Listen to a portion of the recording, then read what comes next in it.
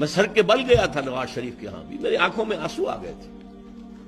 میں نے کہا تھا میاں صاحب آپ کو کیا پتا یہ پاکستان کیا چیز ہے؟ ہم سے پوچھئے. 170 میل پیدل چل کر پاکستان پہنچے ہم، حصار سے اور سلیمان کی ہیڈ ورکس 170 مائل ان 20 days. 95,000 کا قافلہ تھا، اور آج ادھر حملہ ہو گیا، آج ادھر حملہ ہو گیا. 10 میل لمبا تو گڈوں کی قطار ہوتی تھی. ہم سے پوچھئے. آپ کو تو یہاں بیٹھے ہوئے چھپر پاٹ کر اللہ نے ملک دے دیا. میرے آنکھوں میں آنسو آ گئے تھے. اس پر کہا تھا جنرل جو ان کے ساتھ عبد المجید نام ہے غالباً،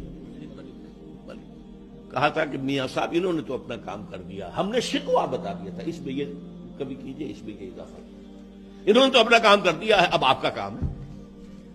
تو میرے سامنے تو کہا کہ اچھا راجہ صاحب، راجہ ظفر الحق صاحب سے کہ تیاری کیجئے پھر ترمیمی بل کی. ترمیمی بل لے کر آئے تو 15ویں جو وہ تھی جو ترمیم، لا حول ولا قوت الا باللہ، وہ تو کوئی وہ خلیفہ ہارون الرشید بننے کی فکر میں تھے اس وقت.